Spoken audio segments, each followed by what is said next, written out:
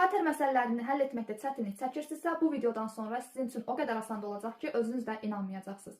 Kater məsələlərini izah etmək üçün mən sizə metroda eskalatordan qalxdığınız hadisəni yadınıza salmağınızı istəyirəm. Deyək ki, mən eskalatorda sabit dayanmışam.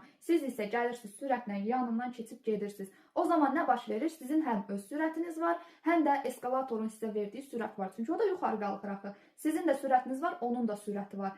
Tamam mı? Bir düşünək. Mən eskalatorda sadəcə dayanmışam, mən yerimdə dayanmıram ki, mən də hərəkət edirəm. Niyə? Çünki eskalatorun hərəkəti var. Siz orada yeridiyiniz üçün daha tez çatırsınız. Niyə? Çünki həm eskalatorun sürəti var, həm də sizin sürətiniz var. Aydındırmı?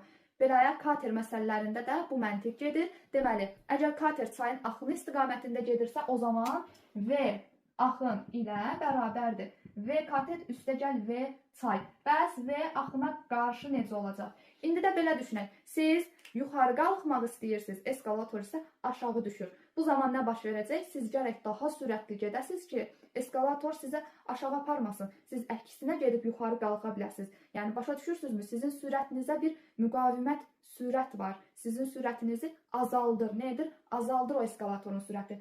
Katerdə də belədir. Çayın axınına qarşı gedəndə katerin sürətindən çıxıram, çayın sürətini və bu şəkildə sürətlərim yaranır. Məncə, hər şey çox gözəl, aydın oldu. Bundan sonra kater məsələlərində çətinlik çəkməyəcəyinizə inanıram.